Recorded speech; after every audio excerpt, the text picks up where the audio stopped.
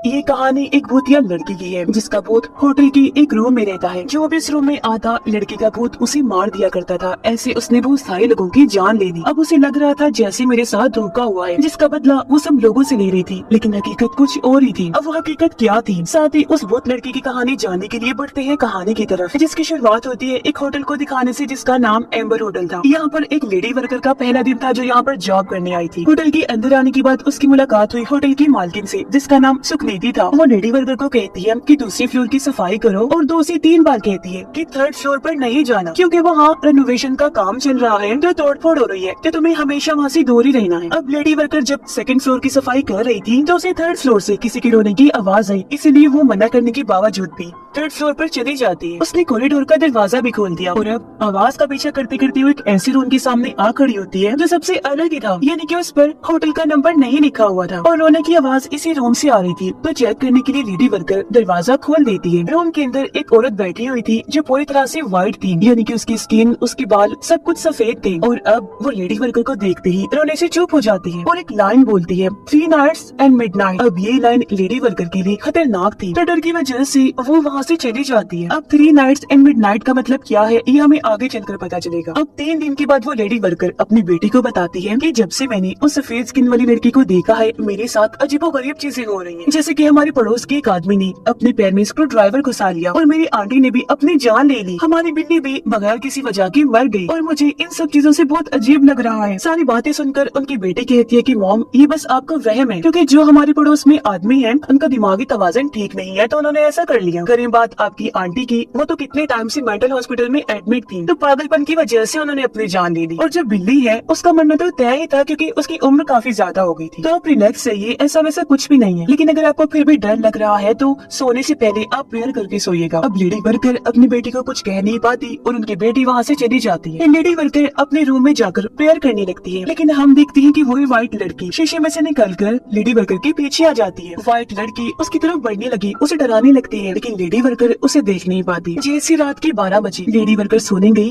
तो व्हाइट लड़की उसके रूम में चली जाती है और बड़ी बेरहमी से उसकी सारी स्किन निकाल कर बेदर्दी से उसकी जान ले लेती है। लेडी वर्कर की आवाज सुनकर उसकी बेटी वहाँ पर आई और जब उसने अपनी माँ को ऐसी हालत में देखा वो बहुत ज्यादा डर जाती है, रो रो कर चिल्लाने लगती है और ये सीन इधर ही कट हो जाता है। अब 3 दिन के बाद हम 2 बहनों को देखते हैं, जिनमें बड़ी बहन का नाम रायना था। अपने डैड की मौत के बाद वो अपने दादा और दादी के पास जा रही थी। उनकी दादी और कोई नहीं बल्कि एम्बर होटल की मालकिन थी, सुखनीति। उन लोगों के पास एम्बर होटल ही उनके डैड की आखिरी निशानी थी, इसलिए वो अपने दादा और दादी के साथ वहाँ पर रहने के लिए आई थी। जैसे होटल पहुँची इनकी दादी सुखनीति और दादा इनका काफी अच्छे से वेलकम करते हैं। सब लोग एक दूसरे से मिलकर काफी खुश होते हैं। सुखनीति रायना को उसके डैड की कुछ चीजें देते हुए कहती है कि अब से होटल तुम्हें ही संभालना है, जिसके लिए रायना मान जाती है क्योंकि उसे कैसे भी करके इस होटल को चलाना है। वजह ये है कि अब उसकी बहन की जिम्मेदारी रायना पर ही आ गई थी, जिसकी रहने का खर्चा और कॉलेज की फीस रायना के सर पर ही थी। सुखनीति यहाँ रायना और उसकी बहन को भी यही समझाती है कि तुम होटल में कहीं भी घूम सकती हो सिवाय थर्ड फ्लोर की, क्योंकि वहाँ जाना मना है, रेनोवेशन का काम हो रहा है, वर्कर्स छुट्टी पर है तो वहाँ जाना ठीक नहीं है। रायना करीबी स्कूल में अपनी बहन का एडमिशन करवा देती है और जब वो वहाँ से जाने लगी तो उसकी मुलाकात अपने ही एक पुराने दोस्त से होती है जो पहले कभी एक दूसरे को पसंद किया करती थी, और वो लड़का एक रिपोर्टर भी था। वो रायना को कहता है कि अपना ख्याल रखना, संभल के रहना, क्योंकि वो एक रिपोर्टर था तो एक औरत की मौत की जांच कर रहा था जिसका खून किया गया है, और वो और कोई नहीं बल्कि शुरुआत वाली लेडी वर्कर है। वो बताता है कि मैं इसी केस पर इन्वेस्टिगेशन कर रहा हूँ और आज मैं उस जगह पर जा रहा हूँ जहाँ वो लेडी काम करती थी, ताकि मुझे वहाँ पर कोई सबूत मिल सके। और जब वो बताता है कि वो लेडी एम्बर होटल में काम करती थी तो ये सुनकर रायना काफी चौंक जाती है, क्योंकि वो तो उनका ही होटल था जहाँ पर वो रहने आई थी। लेडी वर्कर की मौत वाली बात उनकी दादी सुखनीति ने उनसे छुपाई हुई थी, तो इसलिए अब वो रिपोर्टर रायना के साथ एम्बर होटल आ जाता है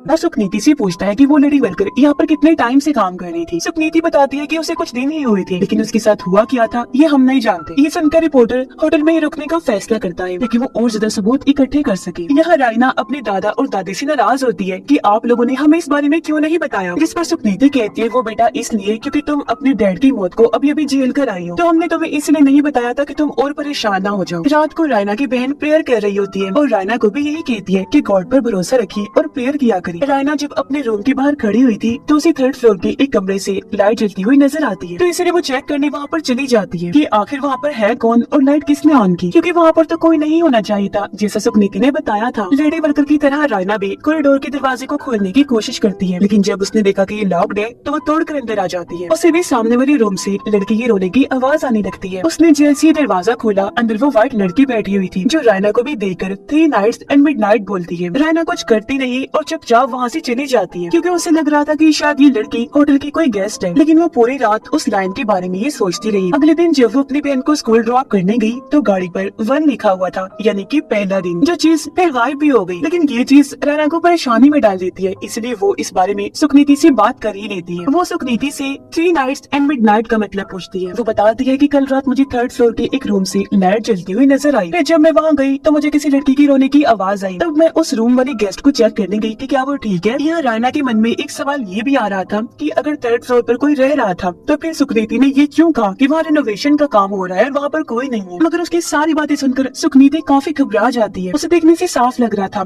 कि वो थर्ड फ्लोर के भयानक राज को जानती है, इसलिए वो हर किसी को वहाँ जाने से मना किया करती थी। लेकिन अब क्योंकि रायना वहाँ पर चली गई थी तो सुकनीति ये सोचकर भी काफी डरी हुई थी। उसे इस टाइम कुछ समझ नहीं आ रहा था कि मैं रायना को क्या कहूँ, और रायना वहाँ से चली जाती है। अब रायना अपनी बहन को स्कूल ड्रॉप करने के लिए चली जाती है। उनके जाने के बाद सुकनीति के पास उनका हस्बैंड आया। वो बताता है कि आज पुलिस हमारे होटल में आने वाली है, क्योंकि लेडी वर्कर की बेटी ने पुलिस को सब कुछ बता दिया है जो कुछ उसके साथ यहाँ हुआ था। तो पुलिस आकर इन्वेस्टिगेशन करना चाहती है। ये सुनकर सुकनीति दुखी होती हुई बताती है कि अब कुछ नहीं हो सकता, क्योंकि रायना भी थर्ड फ्लोर पर चली गई है और उसने वो रूम खोल दिया है। जो सुनकर उसका हस्बैंड भी काफी डर जाता है। दोनों सोच में पड़ जाते हैं कि अब हम क्या करेंगे। लेडी वर्कर की मौत की खबर हर जगह फैल गई थी। पुलिस भी यहाँ पर इन्वेस्टिगेशन करने आ चुकी थी, और जब ये बात सभी गेस्ट को पता चलती है तो वो वहाँ से जाने लगते हैं। यहाँ पर रिपोर्टर भी था और सारी चीजों की इन्वेस्टिगेशन कर रहा था। तभी यहाँ पर रायना भी आ जाती है। अब एक फोन की घंटी बजती है जिसे रायना उठाती है। उसे कहा गया कि उसे रूम में टॉवल पहुँचाओ, तो अब टॉवल रायना ही देने जाती है। उसने देखा कि रूम में तो कोई नहीं है, लेकिन अब बाथरूम से रोने की आवाज आ रही है, और जब वो बाथरूम को चेक करने गई है वहाँ पर कोई भी नहीं था। अब तभी रूम वाले फोन की घंटी बजती है जिसे रायना फिर से उठाती है। आगे से कोई बोल रहा था कि अगर वो बाथरूम में नहीं है, रूम में नहीं है, तो फिर ये सोचो कि वो रूम में छुपी हुई कहाँ है। ये सुनकर रायना काफी डर जाती है। वो जल्दी से रिसेप्शन पर कॉल करके पूछती है कि इस वाले रूम में कौन रुका हुआ है। तब उसे पता चलता है कि कोई भी नहीं, वो रूम तो खाली है। चेक करने पर रायना को वही लड़की अब पर्दों के पीछे चलती हुई नजर आती है। देखते देखते वो लड़की अब कारपेट के नीचे आ गई और तेजी से रायना की तरफ बढ़ने लगती है। रायना ने उसे देख लिया था। ये व्हाइट बालों वाली लड़की थी जिसकी आंखें लाल रंग की थी और वो बहुत डरावनी लग रही थी। उसे देखकर रायना बहुत डर गई, जल्दी से रूम से बाहर आ जाती है। तभी यहाँ पर रिपोर्टर भी आ गया जो रायना को संभालता है। रायना उसे सब कुछ बता देती है जो अभी अभी उसके साथ हुआ। रिपोर्टर जब चेक करने रूम के अंदर गया तो सब कुछ वैसा का वैसा ही था, यानी कि सब नॉर्मल था। वहाँ ऐसा वैसा कुछ भी नहीं था जो रायना बता रही थी। अब जो रायना के साथ हुआ था वो सुनकर होटल का सारा स्टाफ भी अपनी जॉब छोड़ के वहाँ से चले जाते हैं। इसलिए अब मजबूरन सुकनीति और उनके हस्बैंड को रायना और रिपोर्टर को सारी बात बतानी पड़ती है। वो कहते हैं कि 6 साल पहले जब हमारी माली हालात अच्छी नहीं थी तो तुम्हारे डैड यानी कि हमारे बेटे ने हमें बताया कि उसने ये होटल खरीदा हुआ है, तो अगर हम चाहे तो यहाँ रह सकते हैं और जो यहाँ से पैसे मिले उनसे हम अपना खर्चा उठा सकते हैं। लेकिन जब हम इस होटल में आए तो इसकी हालत बिल्कुल भी ठीक नहीं थी, तो हमने पूरे होटल को रेनोवेशन करवाया। और जब एक वर्कर थर्ड फ्लोर पर लाइट लगा रहा था तो उसे भी उस नंबर के बगैर वाले रूम में किसी लड़की के रोने की आवाज आई। तब उसने भी चेक करने के लिए वो दरवाजा खोला और अंदर उसे भी वो व्हाइट लड़की मिली, जिसको भी देखकर उसने 3 नाइट्स एंड मिडनाइट बोला। ऐसा होने के बाद उस वर्कर के साथ 2-3 दिन तक अजीब होता रहा और फिर तीसरे दिन की मिडनाइट पर यानी कि 12 बजे उसकी मौत हो गई। फिर वो बताते हैं 3 नाइट्स एंड मिडनाइट का मतलब। वो कहते हैं कि इसका मतलब है कि जिस किसी को भी उस लड़की ने ऐसा बोला पहले 2-3 दिन तक उसके साथ अजीब होता रहेगा और फिर तीसरी रात की मिडनाइट यानी 12 बजे पूरी तरह से उसकी मौत हो जाएगी, जिससे जाहिर है वो व्हाइट लड़की ही मारती होगी। जैसा उस वर्कर के साथ हुआ, उसने 12 बजे अपना सर दीवार पर मार मार कर बुरी तरह से अपना सर बॉडी से अलग कर दिया। आगे उन्होंने बताया कि वर्कर की मौत के बाद हमने होटल में एक शमन को बुलाया, इन्हें जो बहुत आत्माओं को भगाने का काम करते हैं। जहाँ शमन भी इतना डरा हुआ था कि उसके अंदर हिम्मत नहीं थी कि वो उस रूम में जाए, इसलिए शमन ने हमें कहा कि हम हमेशा इस वाले रूम को बंद रखें ताकि कोई भी उस व्हाइट लड़की के भूत को जो इस रूम में रहता है उसे देख सके या सुन सके, और ना यहाँ पर कोई आ सके जिसे वो लड़की मार दे। लड़की के भूत ने यहाँ पर कब्जा इसलिए किया हुआ था क्योंकि ये उससे उसी का रूम था शुरू से, जिसका मतलब साफ है कि उसके भूत को वहाँ से निकालना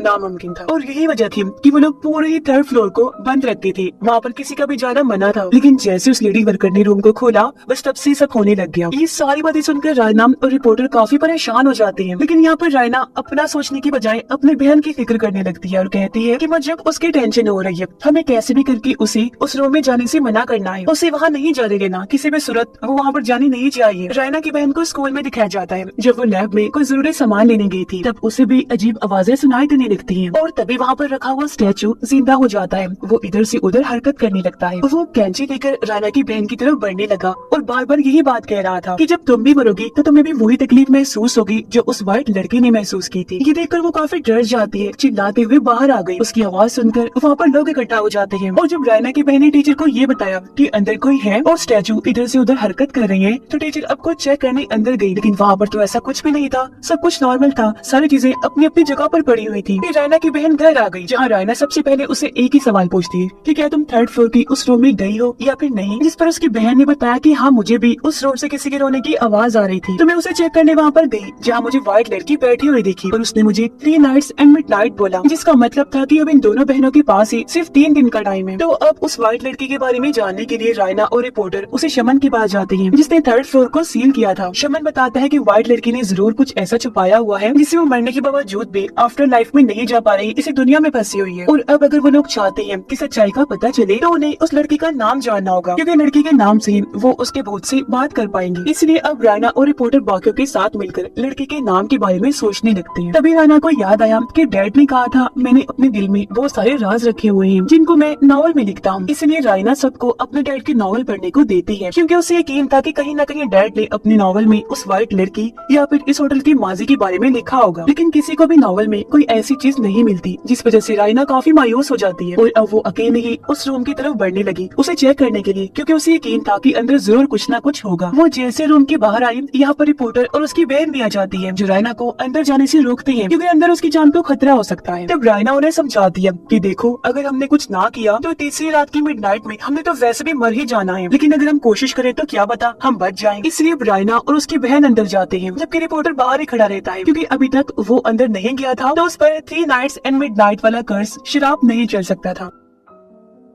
रूम में आने के बाद रायना और उसकी बहन अलग अलग होकर वहाँ हर तरफ सबूत ढूंढने लगती है, जहाँ उनकी नजर एक सूखे हुए सफेद फूल पर पड़ती है। रायना की बहन बाथरूम में गई उसे चेक करने, जहाँ शीशे में वो उस लड़की के भूत को देखती है जो उसे डरा रही थी। रायना बेड के नीचे चेक करने गई, जहाँ पर उसे एक पेपर का टुकड़ा मिला जिस पर एंजल लिखा हुआ था, जिसे रायना अपने पास रख लेती है और उसे दिखाने अपनी बहन के पास जाने लगी। लेकिन उसने देखा कि मेरी बहन तो पोजेस हो चुकी है, यानी लड़की की आत्मा अब उसकी बहन के अंदर आ गई थी। रायना उसे होश में लाने की कोशिश करती है, लेकिन उसकी बहन के सर पर अब एक चेहरा आ गया था, इसलिए वो रायना पर हमला कर देती है, अपना सर दीवार पर मारती है और दीवार के ऊपर चढ़ जाती है। वो बहुत भयानक लग रही थी। उसकी चिल्लाने की आवाज सुनकर रिपोर्टर भी अंदर आ गया, जहाँ वो किसी तरह उसे पोजेशन से तो बाहर ले आता है, लेकिन वो खुद भी काफी जख्मी हो गया था। अब रायना की बहन तो बिल्कुल ठीक हो गई थी, लेकिन तभी इन्हें अपने सामने व्हाइट लड़की का भूत खड़ा हुआ नजर आया, जो फिर से बोलती है 3 नाइट्स एंड मिडनाइट, जो लाइन उसने रिपोर्टर के लिए बोली थी, यानी कि अब वो कर्स उस पर भी चल गया था, क्योंकि वो इस रूम के अंदर जो आ गया था। लेकिन वो तीनों जल्दी से भागकर रूम से बाहर आ जाते हैं। तभी इन्होंने देखा कि 12 बज गए हैं, यानी कि रायना और उसकी बहन का दूसरा दिन शुरू हो गया था, जबकि रिपोर्टर का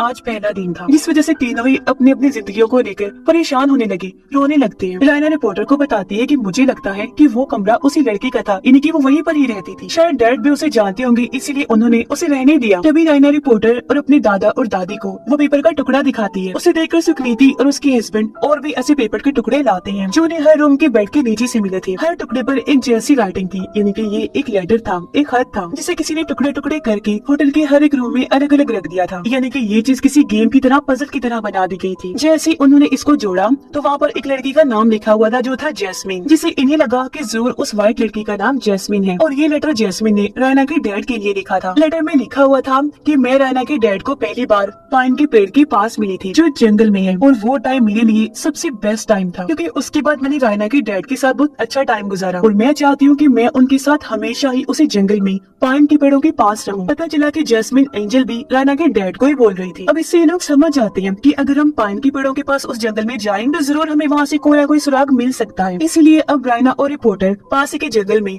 पाइन के पेड़ों को ढूंढने निकल जाते हैं। जल्दी उन्हें वो जगह मिल भी गई थी, क्योंकि पाइन के पेड़ों के साथ वहाँ बहुत सारे सफेद फूल भी उगे हुए थे और ये वही जगह थी जहाँ रायना के डैड और जैस्मिन मिला करती थी। रायना यहाँ पर आकर और भी चीजें याद करने लगती है। लेटर के मुताबिक वो नॉर्थ की तरफ बढ़ने लगते हैं। वो एक नदी के पास पहुँचे जहाँ उन्हें एक बोटमैन कश्ती में बैठा हुआ इस तरफ आता हुआ नजर आया। उस आदमी से वो पूछने लगे कि आखिर वो व्हाइट फ्लावर्स मेनली असल में उगते कहाँ हैं, यानी कि उनका ओरिजिन कहाँ पर है, क्योंकि हो सकता है जैस्मिन उसी जगह की रहने वाली हो। तो वो बोटमैन बताता है कि वो फूल हमारे गांव में ही उगते हैं, हमारा गांव ही उसका ओरिजिन है और हमारे गांव का नाम भी व्हाइट फ्लावर विलेज है। जिस सुनकर रायना और रिपोर्टर थोड़ा खुश हो जाते हैं, क्योंकि उन्हें लग रहा था कि शायद हम सच्चाई के बहुत ही करीब हैं। इसीलिए वो बोटमैन से मदद मांगते हुए कहते हैं कि आप प्लीज हमें गाँव की हेड के घर ले चलिए, हमने उनसे कोई जरूरी बात करनी है। बोटमैन उनकी मदद कर देता है और वो उन्हें हेड के घर ले आता है। जब रायना और रिपोर्टर हेड से बात करना शुरू करते हैं, वो उन्हें होटल में हो रही मौतों के बारे में बताते हैं। लेकिन जैसे उन्होंने हेड को व्हाइट लड़की जैस्मिन की शक्ल सूरत के बारे में बताया, यानी कि वो पूरी व्हाइट है, उसकी आंखें लाल हैं,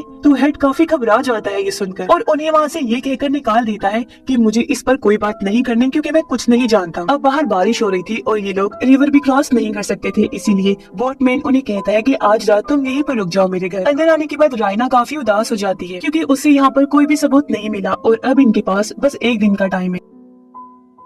यहाँ रायना रिपोर्टर को ये भी बताती है कि जब मेरी मॉम बीमार पड़ी और मेरे डैड को कैंसर हुआ तो मैंने बहुत प्रेयर्स की, लेकिन फिर गॉड ने मेरी नहीं सुनी, मेरी मदद नहीं की, बल्कि मेरे पेरेंट्स को मुझसे छीन लिया। लेकिन सब कुछ भुलाकर जब मैं यहाँ पर रहने आई तो मुझे यहाँ पर भी सब कुछ वही देखना पड़ेगा, यानी कि अपनी और अपनी बहन की मौत। ये बताकर वो रोने लगी, कहती है कि मुझे समझ नहीं आ रही कि गॉड मेरे साथ कर क्या रहे हैं। तब रिपोर्टर उसे समझाता है कि देखो, अगर तुम्हारे साथ बुरी चीजें हो रही है ना आज, तो इसका मतलब है कि गॉड तुम्हें आने वाले बुरे वक्त के लिए तैयार कर रहा है, ताकि अगर कभी तुम आने वाले टाइम में भी किसी मुसीबत में फंसो तो तुम हार ना मानो, बल्कि गॉड से दुआ करो, गॉड पर यकीन रखो। अभी वो ये बातें कर ही रहे थे कि तभी उन्हें हेड और उसकी वाइफ की लड़ने की आवाजें आती हैं, जिससे रिपोर्टर को शक हुआ कि हेड की वाइफ जरूर कुछ ना कुछ तो जानती है और वो छुपा रही है, क्योंकि पहले भी जब वो लोग बातें कर रहे थे तो उसने हेड की वाइफ को चुपके से उनकी बातें सुनते हुए देख लिया था, इसलिए चुपके से हेड के घर घुस जाते हैं और इन्हें वहाँ उस व्हाइट लड़की जैस्मिन की पेंटिंग नजर आती है और फिर तभी हेड की वाइफ उन्हें बता देती है कि असल में ये लड़की हमारी बेटी है। तो अब वो लोग बोटमैन को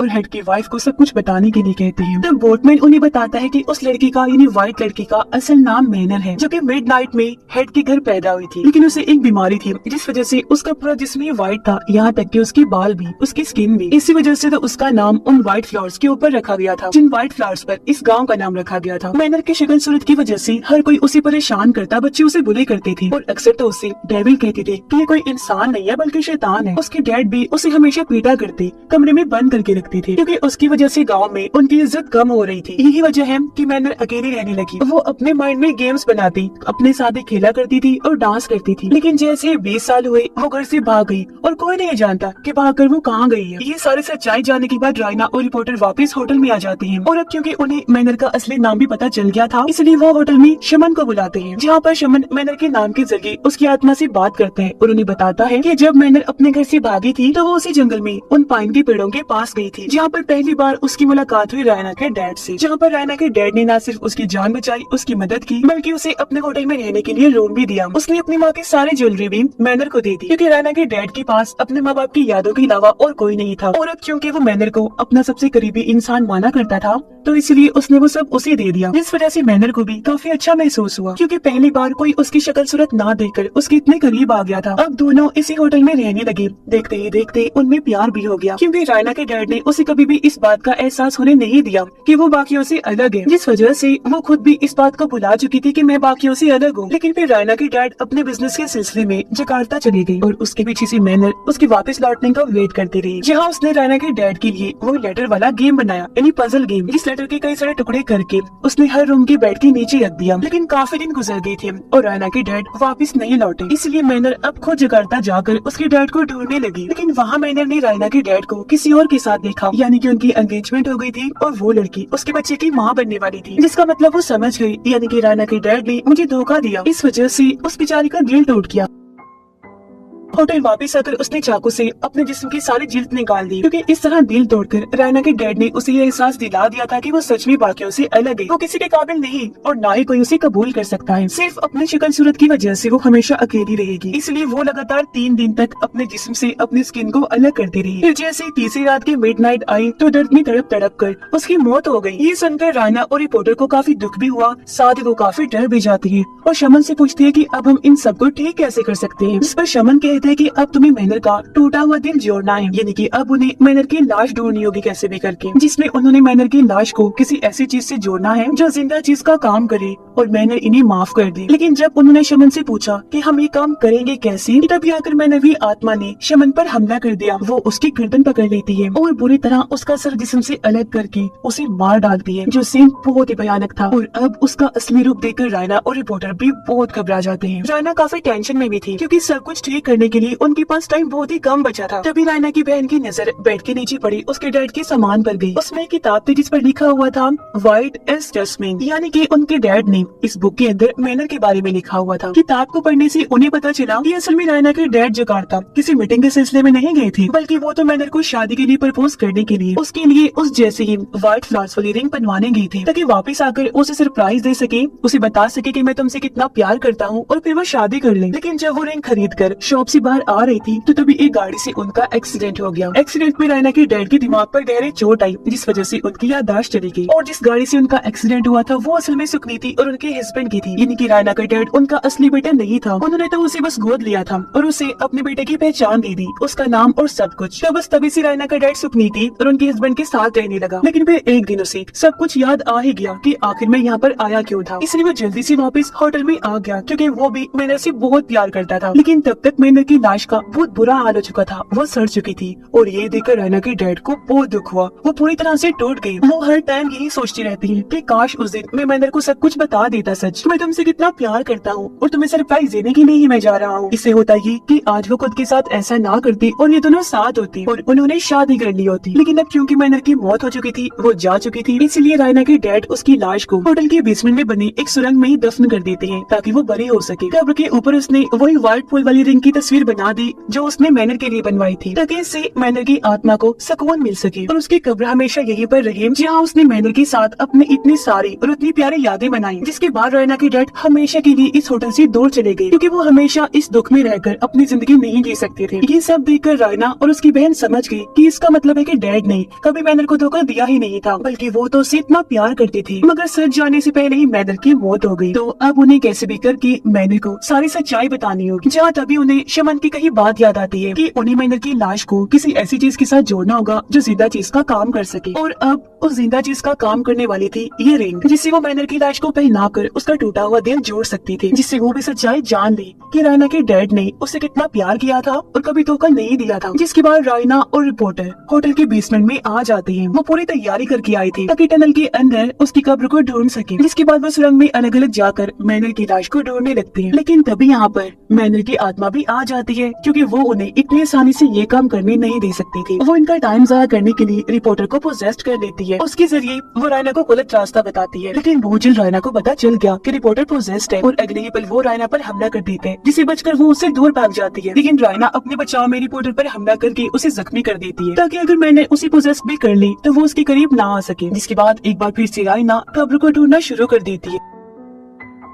साथ ही वो काफी परेशान भी थी, क्योंकि अब उसके पास टाइम बहुत ही कम बचा था। कुछ ही देर में 12 बजने वाली थी। तभी रायना को अपने बैग में अपने दादा और दादी का लेटर मिलता है कि रायना, अगर तुम्हें कोई भी रास्ता ना दिखे तो तुम गॉड से प्रेयर करना, देखना वो फिर तुम्हारी मदद जरूर करेंगे, क्योंकि उसके पास आखिरी रास्ता गॉड ही है जो जरूर हेल्प करती है। तो इसीलिए अब रायना प्रेयर करने लगती है। वो रो रो के गॉड से दुआ करती है। उधर रायना की बहन भी अपने दादा और दादी के साथ मिलकर प्रेयर कर रही थी, क्योंकि उसे यकीन था कि हमें सिर्फ गॉड ही बचा सकती है। और ऐसा होता भी है, क्योंकि तभी कुछ दूर चलने के बाद रायना को वो कब्र मिल जाती है, जिसे रायना खोदना शुरू करती है और उसे कुछ ही देर में मैनर का स्केलेटन ढांचा मिल जाता है। लेकिन इससे पहले रायना उस रिंग को मैनर के हाथ में पहनाती, यहाँ पर पोजेस्ड रिपोर्टर आ गया। वो रायना पर हमला कर देते हैं, लेकिन वो जैसी तैसे अपनी जान पर खेलकर वो रिंग मैनर के हाथ में पहना ही देती है, जिससे कि उसकी लाश और जिंदा चीज यानी कि वो एलिमेंट आपस में मिल चुकी थी। ऐसा होते ही मैनर सारी सच्चाई जान गई थी। उसकी आत्मा को शांति मिल गई, सुकून मिल गया और अब वो वहाँ से चली जाती है। कुछ ही देर बाद रायना और रिपोर्टर टनल से बाहर आ गई, जहाँ वो सब लोग आपस में मिलकर जज्बाती हो गए, रोने लगती हैं क्योंकि उन्हें लग रहा था कि हमने सबने मिलकर आखिरकार सब कुछ ठीक कर ही दिया। रायना और रिपोर्टर ने वो सब कुछ पुलिस को बता दिया जो उनके साथ हुआ था। फिर रिपोर्टर रायना से बात करने आया, उसे कहता है कि मैं आज भी तुमसे प्यार करता हूँ और सिर्फ तुम्हारे साथ ही रहना चाहता हूँ। ये कहकर वो उसे शादी के लिए प्रपोज करता है। इसे रायना कबूल भी कर लेती है और हाँ बोल देती है। रिपोर्टर अभी भी उस होटल में ही था और वो फोन पे रायना से बात कर रहा होता है कि कल हम अपनी शादी की डिस्कशन करेंगे। और अब जैसे रिपोर्टर ने फोन बंद किया, हम देखते हैं कि एक बार फिर मैनर की आत्मा शीशे से निकलकर बाहर आती है। इस टाइम घड़ी में 12 बज रहे थे, यानी कि रिपोर्टर की 3 नाइट्स पूरी हो गई थी और ये मिडनाइट का टाइम था। इसलिए अब मैनर उसके पूरे जिस्म से उसकी सारी स्किन निकाल देती है और बड़ी बेदर्दी से उसकी जान ले लेती है। फिर अगले दिन रायना जब उसे नींद से जगाने आती है तो वो रिपोर्टर की ऐसी हालत देखकर काफी डर जाती है। वो दुखी भी थी, रोने लगती है। वो इस बात से काफी परेशान हो रही थी कि उन्हें लग रहा था कि हमने सब कुछ ठीक कर दिया है और मैनर जा चुकी है, लेकिन असल में ऐसा कुछ भी नहीं हुआ था। वहाँ पर पुलिस और एम्बुलेंस आई जो रिपोर्टर की लाश को वहाँ से ले जा रही होती है और ये चीज छत पर खड़ी रायना और उसकी बहन देख रही होती है। यह रायना अपनी बहन से पूछती है कि अगर मैनर ने रिपोर्टर को ही मारना था तो उसने हमें क्यों नहीं मारा, तुम्हें और मुझे जिंदा क्यों छोड़ दिया। और अभी हालांकि उसने सच जान लिया है, लेकिन वो फिर भी इस दुनिया में क्यों है, यहाँ से क्यों नहीं जा रही। इस पर रायना की बहन कहती है कि बेशक हमने ऐसा करके उसका दिल तो जोड़ दिया, लेकिन अभी भी मैनर वो चीजें नहीं भूली थी जो उसके साथ बाकी लोगों ने की। उसका दिल दुखाया, उसे परेशान किया उसकी शक्ल सूरत की वजह से, क्योंकि हमारे डैडी थे जो उससे प्यार करते थे, बाकी सब तो उसे नफरत ही करते थे ना, उसे बुरा समझते थे। तो अब जब तक वो उन सब लोगों से बदला नहीं ले लेगी वो यहाँ से कभी नहीं जाएगी। और क्या पता वो जाएगी ना, क्योंकि उसने उस रूम में ही अपनी जान ली थी। तो ऐसा करने वाले लोगों के लिए अगली दुनिया में भी कोई जगह नहीं होती, उनकी आत्मा को कभी सुकून नहीं मिलता और वो हमेशा से ही दुनिया में फंसे रह जाती है। जैसे कि मैनर को ही देख लो, वो वहाँ फंसी हुई है। अपनी बहन की सारी बातें सुनकर रायना काफी हैरान रह जाती है। वो सोचती है कि आखिर मेरी बहन को ये सारी बातें कैसे बताएं। और फिर तभी रायना की बहन रायना की तरफ देखती है जिसकी आंखें एकदम लाल थी, यानी कि मैनर ने उसे पोजेस्ट किया हुआ था, वो उसके अंदर आई हुई थी। और अब तक रायना की बहन जो बोल रही थी वो उसे मैनर ही बुलवा रही थी, जहाँ वो उनसे ये भी कहती है कि तुम्हारे डैड ने हाँ सच में मुझसे सच्चा प्यार ही किया था, इसलिए अब से पूरी जिंदगी मैं तुम्हें कुछ नहीं कहूंगी, कोई नुकसान नहीं पहुंचाऊंगी, क्योंकि तुम दोनों उनकी बेटियां जो हो। जिसके बाद रायना और उसकी बहन अपने दादा और दादी के साथ हमेशा के लिए उस होटल को छोड़कर चली जाती हैं। साथ ही पुलिस ने भी उस होटल को अब पूरी तरह से सील कर दिया था, क्योंकि यहाँ पर इतनी सारी मौतें जो हुई थी। और अब 2 पुलिस वाले 3rd फ्लोर को चेक करने आए। वो उसी मैनर वाले कमरे में जाते हैं जहाँ अंदर मैनर बैठी हुई थी और उनको देखते ही वो कहती है 3 नाइट्स एंड मिडनाइट, यानी कि वही मौत वाली लाइन बोलती है। यानी कि ये सिलसिला अब इस होटल में शुरू होने वाला था फिर से। मैनर हमेशा के लिए इस होटल रूम में रहने वाली थी, तो वो लोगों को ऐसी मारती रहेगी जो भी यहाँ पर आएगा। यानी कि ये चीज बहुत खतरनाक थी। इसी भयानक एंडिंग के साथ ही ये कहानी भी इधर ही खत्म हो जाती है।